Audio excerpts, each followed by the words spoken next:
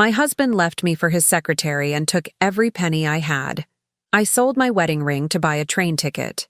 At the station, when I saw a man shivering from the cold, I gave him my last $10 so he could eat something warm. 3 days later, a limousine stopped in front of the shelter where I was sleeping, and the driver said my name. "I'm glad to have you here. Follow my story until the end and comment the city you're watching from, so I can see how far my story has reached." The divorce papers felt heavier than they should have in my trembling hands. 28 years of marriage reduced to cold legal language on cream-colored paper. I sat in my lawyer's office, staring at Wade's signature. So confident, so final, while mine remained a blank line waiting to seal my fate. "Mrs. Henderson, I need to be direct with you," my attorney said, his voice gentle but firm. "Your husband has been very thorough. The joint accounts, the savings, even the retirement fund, everything has been transferred or liquidated. Legally, since many assets were in his name." I stopped listening. The words became white noise as I watched snow begin to fall outside the window. At 52, I was starting over with nothing. Wade had planned this meticulously while I trusted him completely. 28 years of believing we were partners, and I was just the fool who never saw it coming. The secretary. Her name was Amber, and she was 26. I'd met her at the company Christmas party just 6 months ago. She'd complimented my dress with such sincerity that I'd actually liked her. The irony burned in my throat like acid. "The house will be sold to pay off the debts he accumulated," the lawyer continued. "You'll have approximately 72 hours to collect your personal belongings." I nodded mechanically, my mind still trying to process how Wade had managed to destroy our entire life while I was planning our upcoming 30th anniversary celebration. I'd been researching cruise destinations while he was planning my financial execution. Walking out of that office, I felt like a ghost. People passed by on the sidewalk, living their normal lives while mine crumbled around me. My phone buzzed with a text from my sister Linda. "How did it go? Call me." I couldn't call her, not yet. Linda had warned me about Wade's recent behavior, his late nights at the office, his sudden interest in working out and buying new clothes. I'd defended him, called her paranoid. The shame of being so wrong felt worse than the betrayal itself. The next 72 hours passed in a blur of packing boxes and confronting the reality of my situation. Friends who I thought cared suddenly became unavailable. Apparently, word travels fast in small towns, and being the abandoned wife of a respected businessman made me a social pariah overnight. Wade came by on the last day to collect some items. He looked younger somehow, dressed in clothes I'd never seen before. Expensive clothes that Amber had probably picked out. "Rhonda, you have to understand," he started, but I held up my hand. "No, Wade, I don't have to understand anything. Just take what you came for and leave." He grabbed a few photo albums and his golf trophies. 28 years together, and that's what mattered to him. Not the family pictures where we looked happy, not the wedding album I'd cherished, just his golf trophies. "You'll be fine," he said as he headed toward the door. "You're stronger than you think." I almost laughed at the absurdity. He'd systematically destroyed my life and then had the audacity to give me a pep talk. But I didn't respond. I wouldn't give him the satisfaction of seeing me break. After he left, I sat in our empty living room, my empty living room, and finally allowed myself to cry. Deep, wrenching sobs that came from a place I didn't know existed. I grieved not just for my marriage, but for the woman I'd been, the trusting woman who believed in happily ever after. I had exactly $2,300 to my name. The wedding ring on my finger was the only thing of value I had left. It was a beautiful ring. 2 carats in a vintage setting that had belonged to Wade's grandmother. The irony wasn't lost on me that the only valuable thing I possessed was a symbol of the love that had destroyed me. The pawn shop owner barely looked up when I walked in. "What can I do for you?" I slipped the ring off my finger for the last time. It left a pale band of skin that looked like a scar. "I need to sell this." He examined it under his jeweler's loupe, turning it this way and that. "Nice piece. Vintage setting. I can give you $800. $800 for 28 years of believing I was loved. It seemed about right. "I'll take it," I said. With my ring money and my savings, I bought a one-way train ticket to Denver. I'd never been to Colorado, but it seemed far enough away from the life that had imploded around me. Far enough away from the whispers and the pitying looks. The train station was nearly empty when I arrived that evening. A fierce snowstorm had begun, the kind that makes the world disappear behind a curtain of white. I clutched my single suitcase and purse, everything I owned reduced to what I could carry. That's when I saw him. An elderly man sat on a bench near the vending machines, wearing a thin coat that provided little protection against the cold. He was probably in his 70s, with silver hair and kind eyes that seemed lost. His hands shook, whether from cold or age I couldn't tell, as he searched through his pockets. I should have minded my own business. I had exactly $10.73 left after buying my ticket and a small bottle of water. $10 that would have to last until I figured out what to do in Denver. But watching him shiver in that inadequate coat, I couldn't walk away. "Excuse me," I said, approaching him slowly. "Are you all right?" He looked up with startled eyes, as if he wasn't used to strangers speaking to him. "Oh yes, I'm fine. Just waiting for my train." But he wasn't fine. I could see it in the way he held himself, the defeat in his shoulders. It was a posture I recognized because I'd been wearing it myself for days. "It's awfully cold tonight," I said, sitting down beside him. "Have you eaten anything?" He shook his head slightly. "I seem to have. Misplaced my wallet. But my train comes in a few hours. I'll be fine." Something about the way he said it, the quiet dignity mixed with obvious need, reminded me of my father. Dad had been proud like that, the kind of man who would rather go hungry than ask for help. I reached into my purse and pulled out my last $10 bill. The paper felt fragile between my fingers, representing the difference between having something and having nothing at all. "Please," I said, holding it out to him. "There's a coffee shop across the street. Get yourself something warm to eat." His eyes widened. "Oh, no, I couldn't. You're very kind, but please," I repeated. "It would make me feel better knowing you're warm and fed." He studied my face for a long moment, and I saw something shift in his expression. Surprise, maybe, or recognition of one kind soul reaching out to another in a moment of darkness. "Thank you," he said quietly, accepting the money.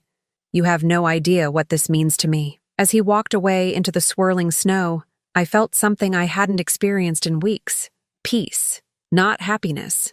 I was still broken and lost and terrified of what came next. But for just a moment, I'd been able to help someone else, and that felt like enough. My train arrived an hour later, and I didn't see the old man again. As we pulled away from the station, I pressed my face to the window and watched the town disappear into the storm. I was leaving with nothing, heading toward an uncertain future, but somehow that act of kindness had given me something I'd lost in the wreckage of my marriage. Hope that there was still goodness in the world, even when everything else fell apart. Little did I know that those $10 would change everything. Denver in January was unforgiving. The cold bit through my thin coat like teeth, and the wind carried snow that stung my face as I stepped off the train. I'd imagined this moment differently, maybe feeling liberated, ready for a fresh start. Instead, I felt like a lost child in a city that seemed determined to swallow me whole. The train station was warmer than the streets, but I couldn't stay there forever. With 73 cents in my pocket and nowhere to go, I did something I'd never imagined I'd have to do. I asked for directions to the nearest homeless shelter. "About 8 blocks north," the information desk clerk told me, her voice professional but not unkind. "But you might want to hurry. They stop intake at 9 p.m. 8 blocks. In normal circumstances, that would be a pleasant walk. But carrying everything I owned in a suitcase, with snow falling steadily and the temperature dropping, those 8 blocks felt like a marathon. The Denver City Mission sat on a corner that had seen better days. The building was solid but worn, with yellow light spilling from windows that promised warmth. A small sign by the door read, "All are welcome." Those 3 words nearly brought me to tears. Inside, the smell hit me first. industrial disinfectant mixed with cooking food and too many people in too small a space. The lobby buzzed with quiet activity as staff members processed the evening's arrivals. "First time?" asked the woman behind the intake desk. She was probably my age, with graying hair pulled back in a practical ponytail and eyes that had seen everything but still held compassion. I nodded, not trusting my voice. "Name?" "Rhonda Henderson." She handed me a clipboard with forms. "Fill these out. We'll get you set up with a bed and a meal. Breakfast is at 7 and you'll need to be out by 8 a.m., but you can come back for dinner and overnight again." The questions on the form were straightforward but humbling.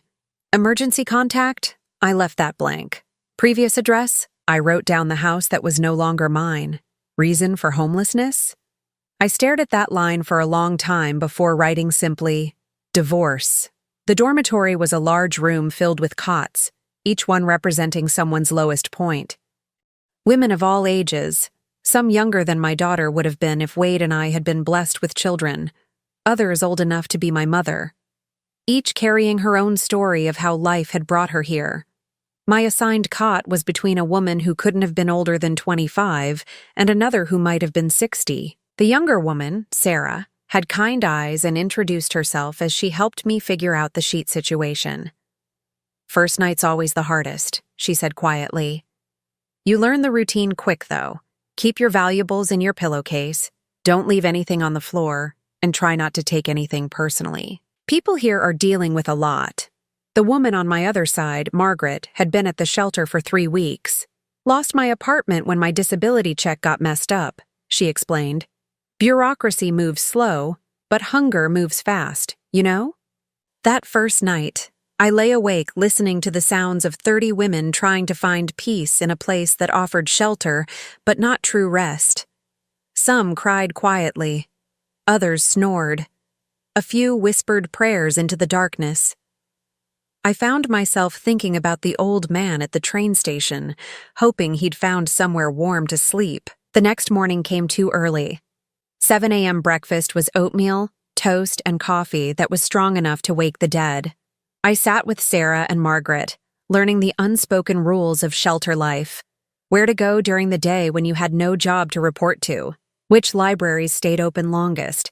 Which churches served free lunches. "You got any skills?" Margaret asked. "The job search is hard when you don't have an address, but some places are understanding."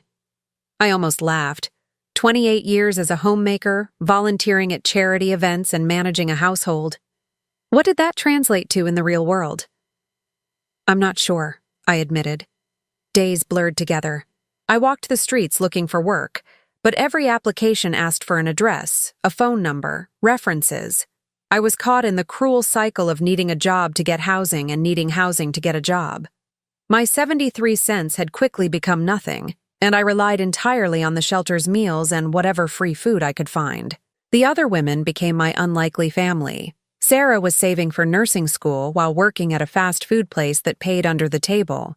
Margaret had been a teacher before chronic illness derailed her life. Each had dreams deferred, but not destroyed. On my third night, I was settling into my cot when commotion erupted near the front desk. Through the dormitory door, I could see lights flashing outside, red and blue like police cars. My heart raced. Had something happened? Were we in trouble? But then I heard one of the staff members calling my name. "Rhonda Henderson? Is there a Rhonda Henderson here?" Sarah nudged me. "That's you, isn't it?" I stood on shaky legs and made my way to the front desk. Through the windows, I could see not police cars, but a sleek black limousine parked outside. The vehicle looked so out of place in this neighborhood that it might as well have been a spaceship. "Ma'am," said the staff member, a young man whose name tag read Marcus, "there's someone here to see you." "To see me?" My voice cracked. "Are you sure?" A man in a crisp black suit stepped through the front door, brushing snow from his shoulders. He was probably in his 50s, with silver-streaked hair and the bearing of someone accustomed to being in charge. His eyes scanned the room until they found me. "Mrs. Henderson?" I nodded, confused and a little frightened. "My name is James Crawford. I'm here on behalf of someone you helped a few days ago. Someone who would very much like to speak with you." The room had gone quiet. Every person in the lobby was staring at us, at the impossible scene of a woman in shelter clothes being summoned by a man who clearly belonged to a different world entirely. "I'm sorry," I said, "but I think there's been a mistake. I haven't helped anyone who—" I stopped. The train station. The old man. The $10 I'd given him when I had almost nothing myself. "There's no mistake," James said gently. "Would you be willing to come with me? I assure you, you're in no trouble." Quite the opposite. Sarah appeared at my elbow.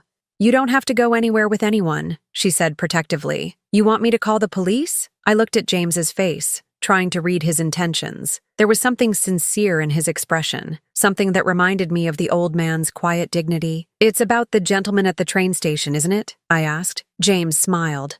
The first genuine smile I'd seen in what felt like years. "Yes, ma'am. Mr. Hartwell has been quite anxious to find you. He has something he'd like to discuss." Mr. Hartwell, so that was his name. I looked around the shelter, at the women who had become my temporary family, at the life I'd been building from scraps and determination. "Will you bring me back?" I asked. "If that's what you wish," James replied. "But I think you might want to hear what Mr. Hartwell has to say first." Margaret shuffled over and squeezed my hand. "Honey, sometimes angels come in unexpected packages. Maybe it's time to see what this is about." I gathered my few belongings, it didn't take long, and followed James out into the cold night. The limousine was warm and luxurious beyond anything I'd ever experienced. Leather seats, soft lighting, and classical music playing quietly from hidden speakers. As we pulled away from the shelter, I watched it disappear in the rear window. 3 days ago, I'd walked through those doors broken and desperate. Now I was riding in a limousine toward an unknown future, all because I'd given my last $10 to a stranger who looked cold and hungry.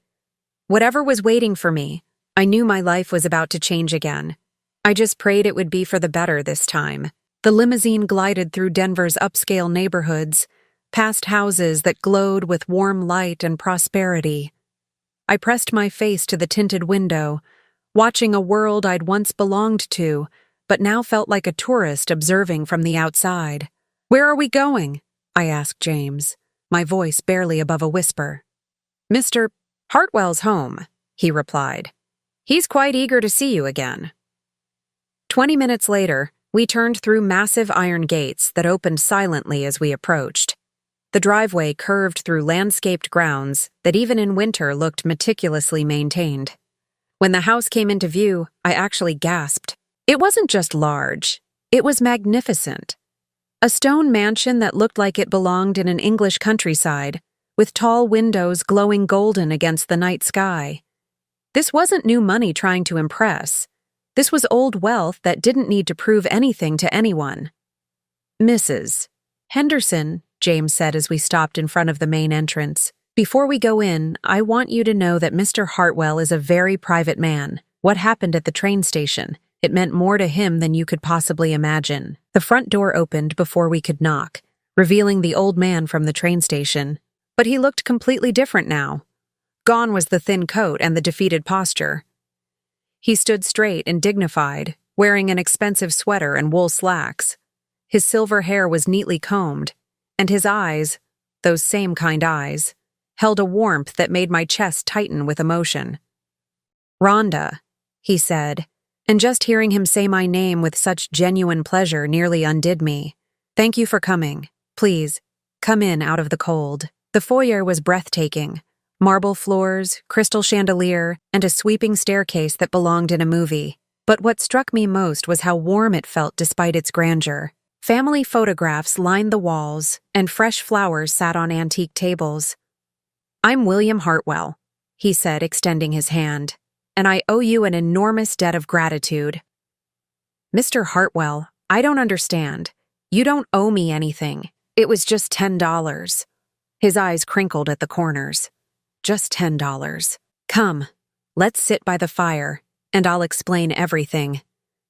He led me to a library that was like something from a dream.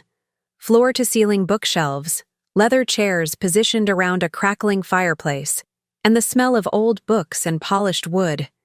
He gestured for me to sit in one of the chairs while he settled into the one across from me.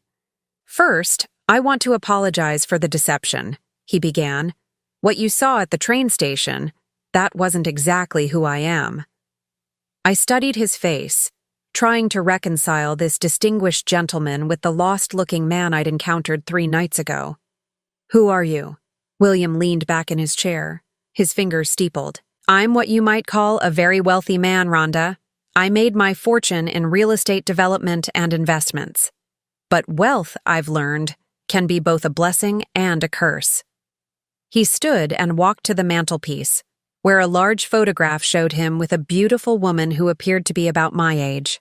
She had kind eyes and a radiant smile. "That's my wife, Eleanor. Was my wife. She passed away 8 months ago." The pain in his voice was unmistakable, and I felt my heart clench in sympathy. "I'm so sorry."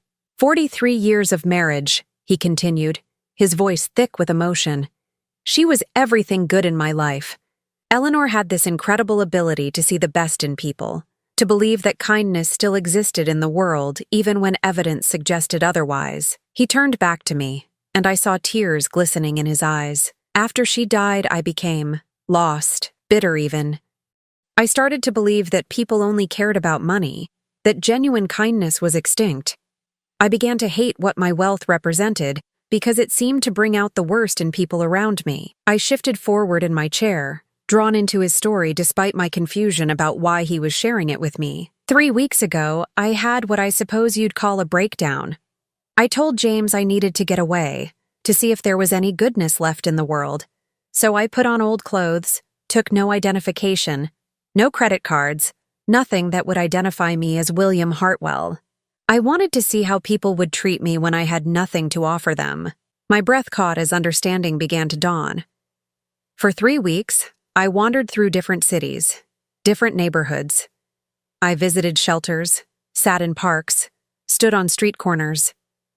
Do you know what I discovered? His voice turned bitter. People walked past me like I was invisible. Not one person offered help. Not one person even made eye contact. I began to think Eleanor had been wrong, that kindness really was dead.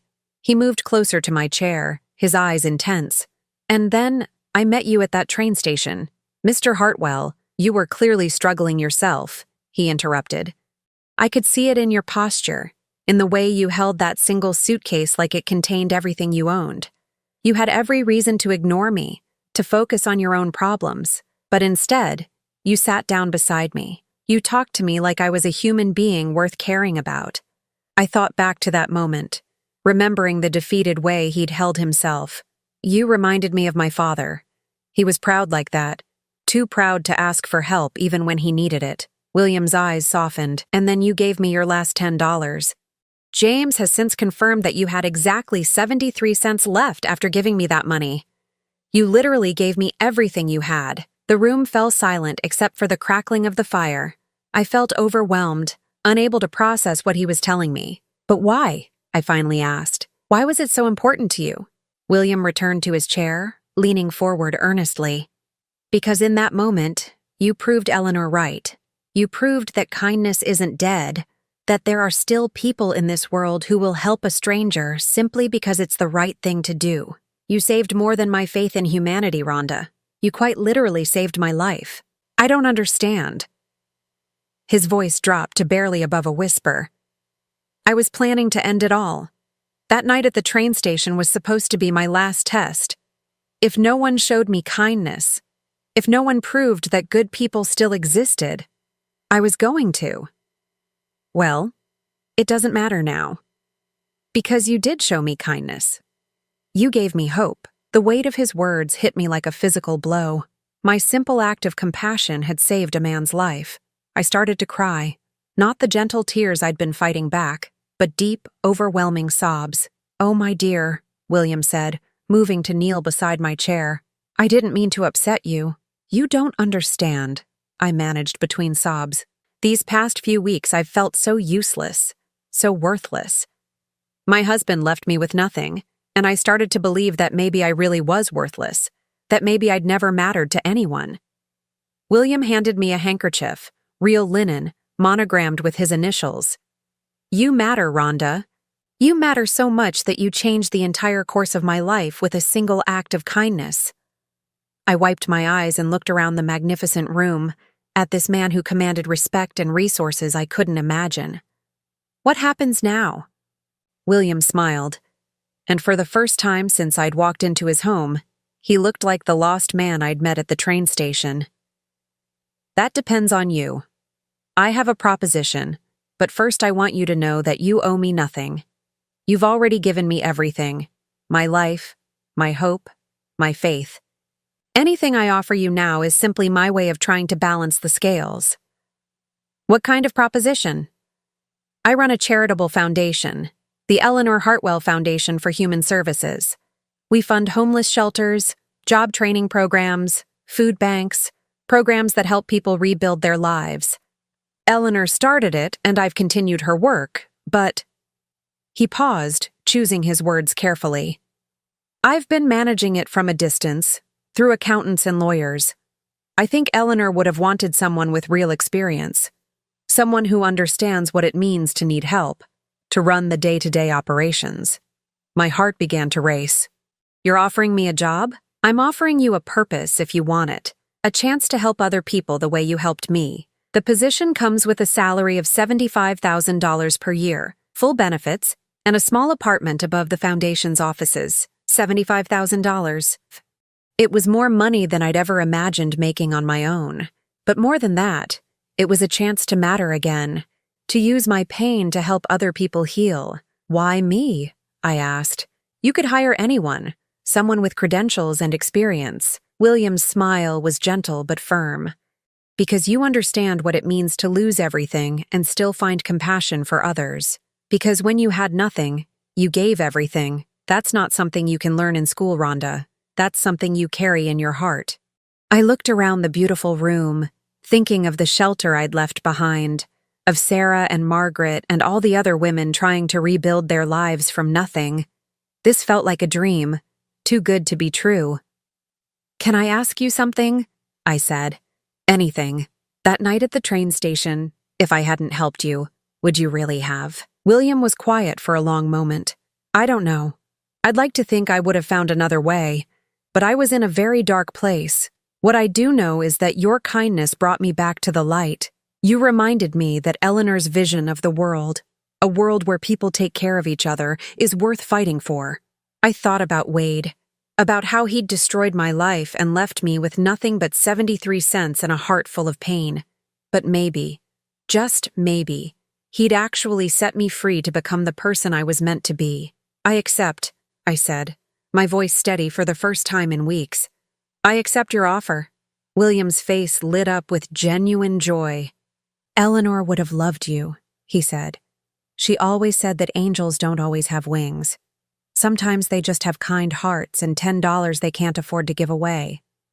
As I sat in that beautiful library, surrounded by the warmth of the fire and the promise of a new beginning, I realized that my lowest moment had led me to this highest one.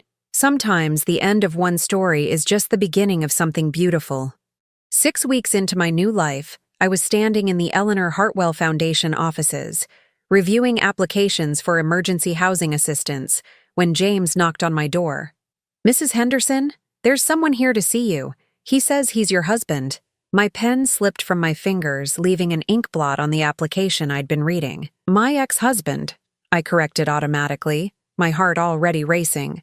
Wade. Through my office window, I could see him in the waiting area. He looked older somehow, worn around the edges in a way that expensive clothes couldn't hide. His hair was thinner than I remembered, and there were new lines around his eyes. But what struck me most was his posture. Uncertain, almost nervous. This wasn't the confident man who'd walked out of our marriage with such arrogant finality. Would you like me to ask him to leave? James offered. He'd become protective of me over the past month, treating me with a respect I was still learning to accept. No, I said, surprising myself with my calm tone. I'll see him, but please stay nearby. Wade entered my office with the forced smile he used to use on difficult clients. His eyes swept over the elegant space, the mahogany desk, the leather chairs, the certificates of appreciation from various charities already hanging on the walls. Rhonda, you look good. His voice carried a note of surprise that irritated me more than it should have. Thank you. What do you want, Wade? He settled into the chair across from my desk without being invited. Can't a man visit his wife, his ex-wife, without having an ulterior motive? I leaned back in my chair, studying him. 28 years of marriage had taught me to read his tells. The way he adjusted his wedding ring, which he was still wearing, I noticed. The slight twitch at the corner of his mouth when he was preparing to lie. The overly casual tone that meant he was about to ask for something significant. How did you find me? I asked. It wasn't easy. You disappeared completely after. He gestured vaguely, unable or unwilling to say, after I destroyed your life.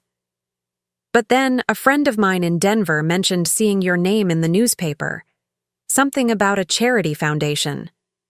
Of course. Last week, the Denver Post had run a feature about the foundation's new programs for homeless women. William had insisted on including my photo, despite my protests about privacy. So you decided to pay me a visit. Wade shifted in his chair, and I caught a glimpse of something I'd never seen in him before. Desperation. Rhonda, I've made some mistakes. Mistakes? The word came out sharper than I intended.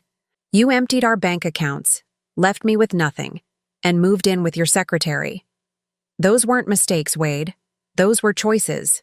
His face flushed. Amber and I, that's over. Has been for weeks now. I felt nothing at this revelation. No satisfaction, no vindication, just a mild curiosity about why he thought I'd care. I'm sorry to hear that, I said. And I was surprised to realize I meant it. Not because I wanted him back, but because I'd learned that pain was pain, regardless of who was experiencing it. The thing is, Wade continued, his voice taking on the persuasive tone he'd once used to sell insurance policies. I've been doing a lot of thinking. About us. About what I threw away. Wade, let me finish. He leaned forward, his eyes intense. I know I hurt you. I know I made terrible choices. But seeing you here, seeing what you've accomplished, it reminds me of the woman I fell in love with 30 years ago. 30 years ago. Before children who never came. Before the slow erosion of intimacy. Before he decided I wasn't enough anymore. You left me with nothing, I said quietly. You made sure I couldn't even afford to eat. Do you understand what that did to me? Wade's face crumpled with what looked like genuine remorse. I was angry. Confused. I thought. I don't know what I thought. That you'd be fine. That you'd land on your feet.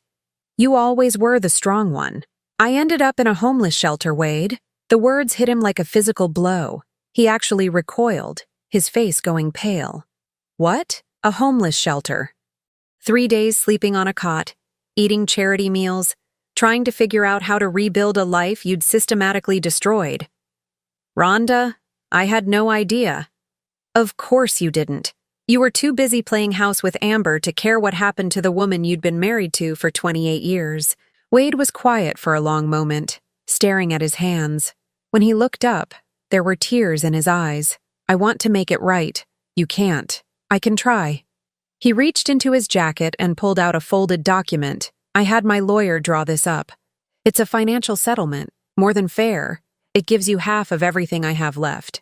I didn't touch the papers. What do you mean, everything you have left? Wade's laugh was bitter. Turns out 26-year-olds are expensive. Amber had very particular tastes. The sports car, the luxury apartment, the shopping trips. It added up fast. And when she realized the money was running out faster than expected, she decided I wasn't quite the catch she thought I was. So that was it. Amber had left him when the financial well started running dry, and now he was here, trying to win back the woman he'd discarded. The irony would have been funny if it weren't so pathetic. I'm not your backup plan, Wade. That's not what this is. But his tone suggested otherwise. I've missed you, Rhonda. Missed us. What we had was real, even if I forgot that for a while. I stood up and walked to the window, looking out at the street below where people hurried past in their daily lives. A few months ago, I'd been one of them, lost, desperate, invisible. Now I had purpose, respect, a future I was building for myself. What we had was real once, I agreed. But you killed it when you chose to betray everything we'd built together. People make mistakes. People change. You're right, I said, turning back to face him. I've changed. I'm not the same woman who depended on you for everything, who built her entire identity around being your wife. I like who I am now, Wade. I like the life I'm building. Wade stood as well, moving closer. But imagine what we could build together. You're clearly successful here, this foundation, this position. And I still have resources, connections. We could be a team again. A team, as if we'd ever really been partners rather than him being the star and me the supporting player. I notice you're still wearing your wedding ring, I observed. Wade looked down at his hand as if surprised to see the gold band there. I never took it off. Even with Amber, part of me always knew I'd made a mistake. But you didn't come looking for me until now. Until Amber left you and the money started running out. His face reddened. It's exactly what this is. I moved back to my desk, putting the solid wood between us. You didn't miss me, Wade. You missed the convenience of having someone who would put up with anything, who would make your life easier without asking for much in return. That's not fair, isn't it? I sat down, feeling suddenly tired. For 28 years, I accommodated your career, your hobbies, your friends, your family. I rearranged my life around yours so completely that I forgot I even had preferences of my own. And when you decided you wanted something new and exciting, you threw me away like I was disposable. Wade sank back into his chair, the fight going out of him. What do you want me to say? That I'm sorry? I am. That I was wrong? I was. That I love you? I do. Do you? I asked softly. Or do you love the idea of having someone who'll take care of you again? Someone who'll make your life comfortable while you figure out your next move? He didn't answer immediately, which was answer enough. I want you to leave now, I said. Rhonda, take your settlement offer with you. I don't want your money, and I don't want your promises. I've built something here that's mine, something that matters. I won't give that up to go back to being your supporting character.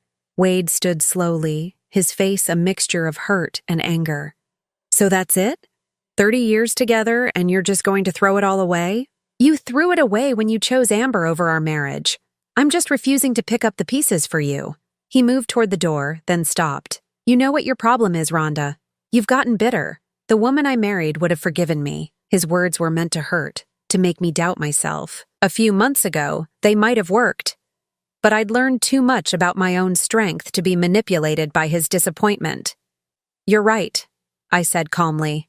The woman you married would have forgiven you, taken you back, and spent the rest of her life wondering when you'd leave again. But I'm not that woman anymore, and I'm grateful for that. Wade left without another word, taking his settlement papers and his empty promises with him. After the door closed, I sat in the quiet of my office, waiting to feel something. Sadness, regret, doubt. But all I felt was relief. My phone buzzed with a text from William. Dinner tonight? I have some ideas for expanding the job training program. I smiled as I typed back, I'll be there. This was my life now. Meaningful work, genuine respect, a future I was creating for myself. Wade had done me a favor by showing me what I'd lost, but more importantly, he'd shown me how much I'd gained. 3 days after Wade's visit, I was working late at the foundation when James appeared in my doorway with a concerned expression. Mrs. Henderson, your ex-husband is back. He's quite insistent about seeing you, and he seems agitated. Through my office window, I could see Wade pacing in the waiting area. Even from a distance, his distress was obvious. His hair was disheveled, his expensive suit wrinkled, and his movements had the jerky quality of someone running on desperation and too much caffeine. It's all right, James. Send him in, but please stay close. Wade burst through my door before James could properly announce him, his face flushed and his eyes wild. This wasn't the composed, somewhat contrite man who'd visited me earlier in the week.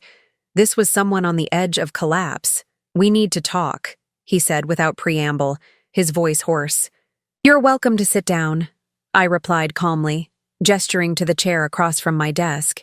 But he remained standing, his hands clenched at his sides. You have to take me back, Rhonda. I'm begging you." The naked desperation in his voice should have moved me. Once, it would have. But I'd learned to see past his emotional manipulations to the calculations underneath. "Wade, you're clearly upset.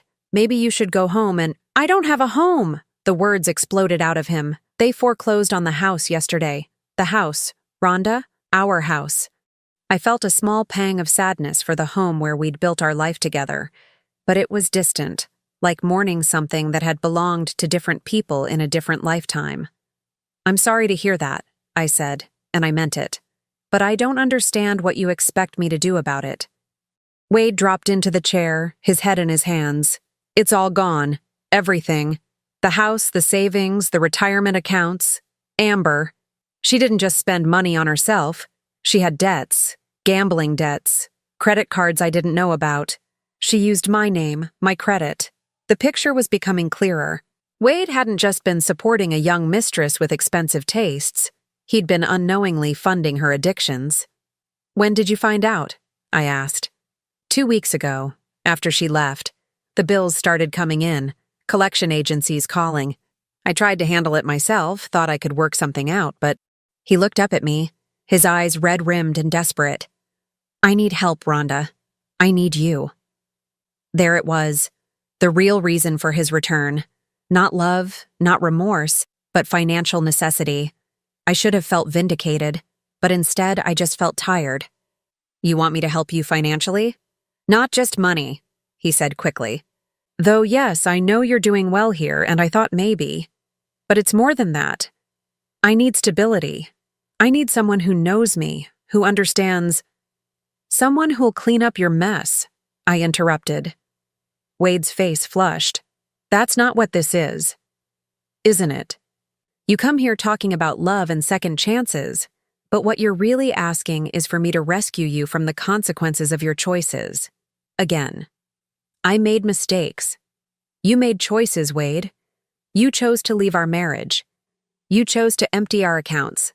You chose to trust someone you barely knew with our financial future. These weren't mistakes. They were decisions." Wade stood abruptly, beginning to pace again. "Fine. Yes, I made bad decisions. But we're married. We're married. We're divorced, remember? Your idea. We can fix that. We can remarry. We can— Wade, stop." My voice was firm enough to cut through his increasingly frantic words. "Listen to yourself. You're not asking me to take you back because you love me. You're asking because you need someone to take care of you. That's what marriage is," he snapped, his desperation finally turning to anger. "People taking care of each other. I took care of you for 28 years. You took care of me?" I stood up, feeling my own anger rise for the first time since he'd walked back into my life. "I cooked your meals, cleaned your house, managed your social calendar, and organized your entire life while you worked and played golf and complained about being tired. When exactly were you taking care of me? I provided for you. I gave you a home, security. You gave me dependency," I corrected. "You made sure I couldn't survive without you, and then you used that as leverage whenever I disagreed with something you wanted." Wade stared at me as if I'd spoken in a foreign language. "Where is this coming from? You never complained before, because I didn't know I had the right to complain. I thought that was just what marriage was supposed to be. Me making your life easier while you made all the decisions. And now you think you're better than that? Better than me?" The question hung in the air between us, loaded with years of unspoken resentment. Wade's face was twisted with a mixture of hurt and fury, as if my refusal to rescue him was a personal betrayal.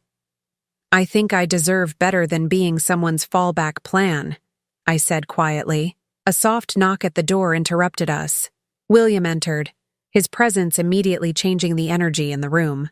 He was dressed casually, khakis and a sweater, but carried himself with the quiet authority that came from genuine confidence. "Rhonda, I apologize for interrupting. James said you might need—" He stopped as his eyes took in Wade's agitated state and my tense posture. "Is everything all right?" Wade straightened, his insurance salesman instincts kicking in despite his emotional state. "And you are?" "William Hartwell," William replied calmly, stepping into the room. "I'm the foundation's founder, and you must be Wade." Something flickered across Wade's face. Recognition, maybe, or calculation. Hartwell. As in Hartwell Properties? Hartwell Industries? Among other things, William confirmed. Rhonda has been invaluable to our organization. Truly irreplaceable. Wade's eyes darted between William and me, and I could practically see the wheels turning in his head.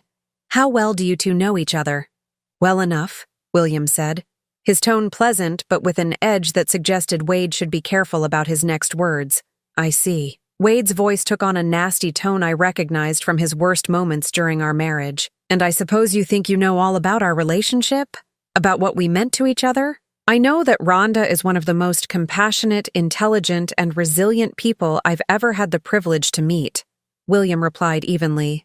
I know that she's built something remarkable here in just a few months, and I know that anyone who couldn't see her worth doesn't deserve her. Wade's face went red. You don't know anything about our marriage, about what we built together, about what she owes me, what she owes you. William's voice remained calm, but something dangerous flickered in his eyes. What exactly do you think she owes you? 28 years of my life. 28 years of providing for her. Supporting her. Supporting her? William stepped closer to Wade, his presence suddenly intimidating despite his calm demeanor. Is that what you call it when you empty every account, leave her with nothing, and force her into a homeless shelter? Wade's mouth fell open. She told you about that. She told me about your cruelty, yes. She also told me about your selfishness, your betrayal, and your complete disregard for her well-being. Did you really think she'd keep your secrets? Now wait just a minute. No, you wait. William's voice was still quiet, but it carried the weight of absolute authority. You destroyed this woman's life because you were bored with your marriage. You left her with nothing because you were too much of a coward to face the consequences of your choices honestly. And now you have the audacity to come here demanding that she clean up another mess you've made. Wade looked between William and me, his face cycling through confusion, anger, and growing realization. How much has she told you? Everything that matters, William replied, including the fact that you're here because your latest relationship has left you bankrupt, not because you've suddenly realized what you lost. The words hit Wade like physical blows. His shoulders sagged, and for a moment, he looked like the broken old man he was becoming.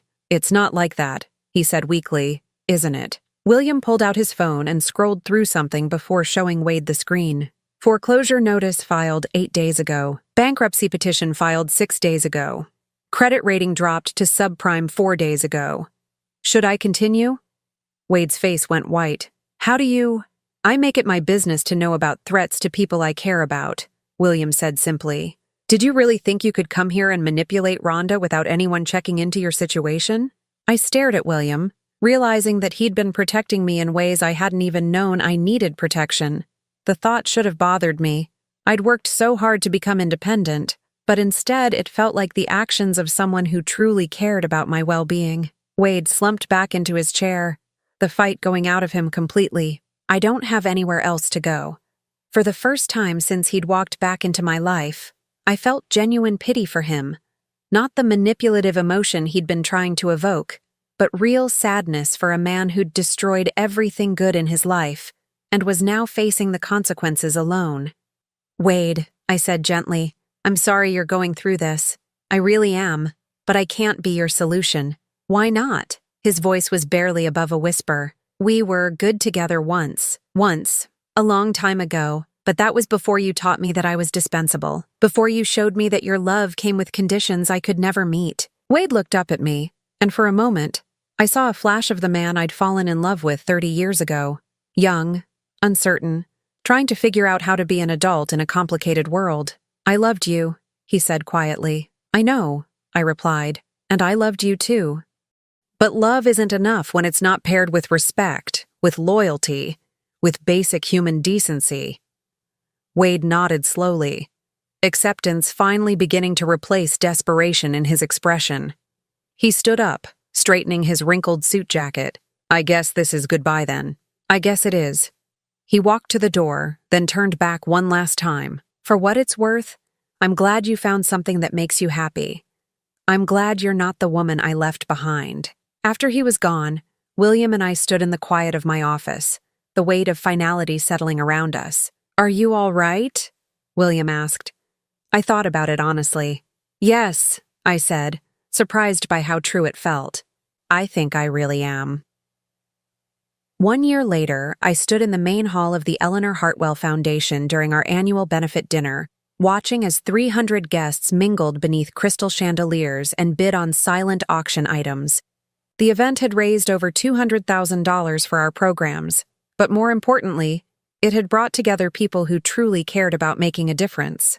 Nervous, William appeared beside me, elegant in his black tuxedo, but with the warm smile that had become so familiar over the past months. "Excited," I corrected, smoothing the skirt of my navy blue dress, a far cry from the shelter clothes I'd worn the first time we met.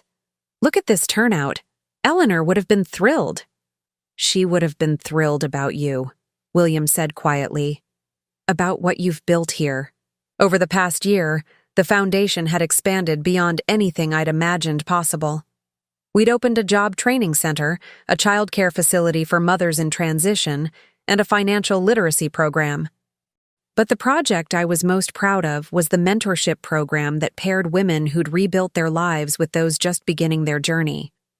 Sarah from the shelter was now one of our most effective mentors, having completed nursing school and found her own apartment. "Mrs. Henderson?" A young woman approached, Maria, one of our recent program graduates. "I wanted to thank you again for everything. I start my new job as a medical assistant on Monday. You did the work, Maria. I just provided some guidance." As Maria walked away, beaming with confidence, I felt the deep satisfaction that had become a constant in my new life. This was what purpose felt like, not just existing, but mattering. "Rhonda?" A familiar voice made me turn. Margaret from the shelter stood nearby, wearing a simple but elegant black dress and holding the arm of a distinguished gentleman with silver hair. "Margaret, you look wonderful." She beamed. "I wanted you to meet my husband, Robert. We married last month." Robert shook my hand warmly. "Margaret has told me so much about you, about how you helped her navigate the system when her disability payments were delayed. We helped each other," I said, meaning it. "That's what family does." After they moved on, William and I found ourselves alone again near the windows overlooking the city. The lights of Denver stretched out below us, each one representing lives being lived, dreams being pursued, stories unfolding. "I have something for you," William said, reaching into his jacket pocket. "William, you've already given me so much. This isn't from me." He handed me an envelope with my name written in shaky handwriting. It arrived this morning. I opened it carefully, unfolding a single sheet of paper. The return address made my breath catch. It was from Wade. "Dear Rhonda," the letter began, "I hope this finds you well and happy. I wanted you to know that I've spent the past year in a treatment program, not just for the financial mess I made, but for the emotional and psychological issues that led me to make such destructive choices.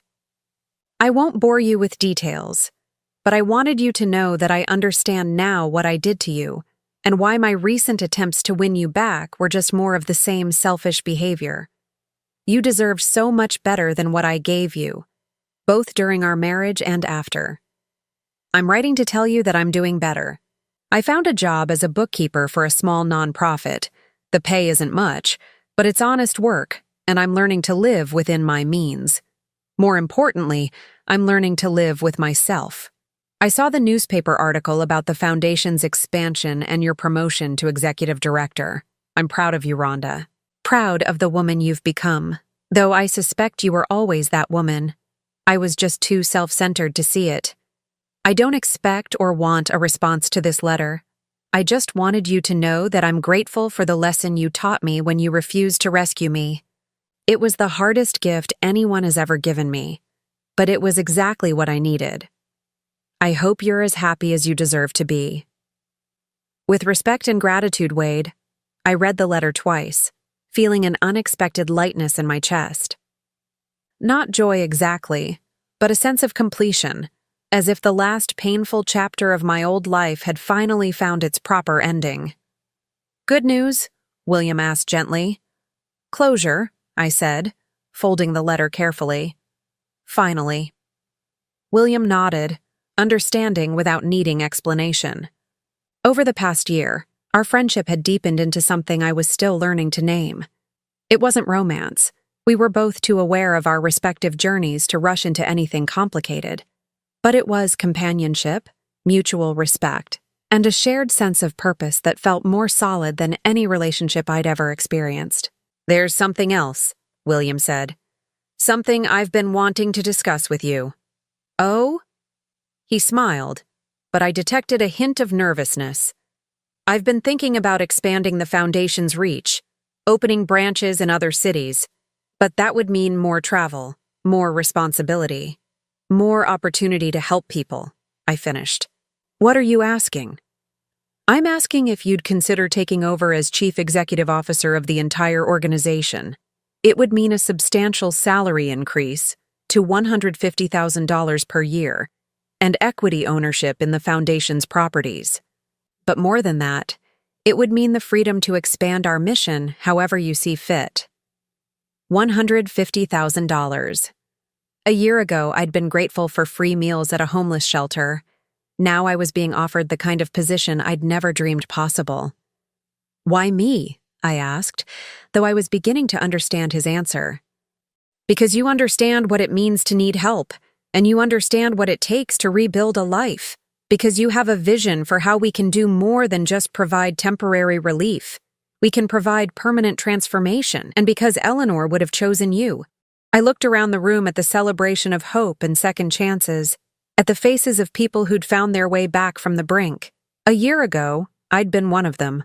Now I was in a position to ensure that others would have the same opportunity. "I accept," I said.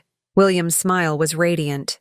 "Eleanor always said that angels come disguised as ordinary people doing extraordinary things. I think she was talking about you. She was talking about all of us," I corrected. "Everyone who chooses kindness when they could choose selfishness. Everyone who helps when they could walk away." As the evening wound down and guests began to leave, I found myself standing once again by the windows. But this time I wasn't looking at the city lights. I was watching William say goodbye to the last of the donors, his easy grace and genuine warmth evident in every interaction. "Penny for your thoughts?" he said, rejoining me. "I was thinking about train stations," I said. "About how sometimes the worst moment of your life leads directly to the best." "No regrets, then?" I considered the question seriously. A year ago, I'd lost everything I thought mattered. My marriage, my home, my financial security, my sense of identity. But in losing those things, I'd found something more valuable. My own strength, my capacity for independence, my ability to matter in the world on my own terms. "No regrets," I said firmly. "Not about the divorce, not about the shelter, not even about giving you my last $10, especially not about that." William laughed. "Best $10 I ever received. Best $10 I ever spent." As we prepared to leave, I took one last look around the foundation offices. Tomorrow would bring new challenges, new opportunities to help people rebuild their lives from the ground up. But tonight, I was simply grateful for the journey that had brought me here, for the people who'd helped me along the way, and for the future I was building one act of kindness at a time. The snow was falling again as William and I walked to our cars, but this time it didn't feel like a punishment. It felt like a blessing, covering the world in fresh possibility. "Dinner tomorrow?" William asked. "I have some ideas for the Phoenix expansion." "I'll be there," I said, and for the first time in years, I knew exactly where there was, not just a place, but a purpose. A home I'd built for myself out of compassion and determination. As I drove through the quiet streets of Denver, I thought about the woman who'd stepped off that train a year ago, with nothing but a suitcase and 73 cents. She'd been broken, desperate, and convinced that her life was over. She'd been wrong. Her life was just beginning. The radio played softly as I made my way home to the comfortable apartment I'd earned through my own efforts, filled with furniture I'd chosen and books I wanted to read. Tomorrow, I would wake up with work that mattered, colleagues who respected me, and a future limited only by my own imagination. Wade had done me a favor when he destroyed our marriage, though it had taken me a year to see it. He'd freed me to discover who I really was when I wasn't trying to be what someone else needed. He'd forced me to find my own strength, my own voice, my own worth. And that $10 I'd given to a stranger in a snowstorm, it had been the best investment I'd ever made. Not because of what it brought me, but because of what it taught me about the person I was meant to be. Sometimes the end of one story is just the beginning of a better one. Sometimes falling apart is really falling into place. And sometimes when you think you've lost everything, you discover you've actually found yourself. I pulled into my parking space and sat for a moment in the quiet car, snowflakes dancing in the headlight beams.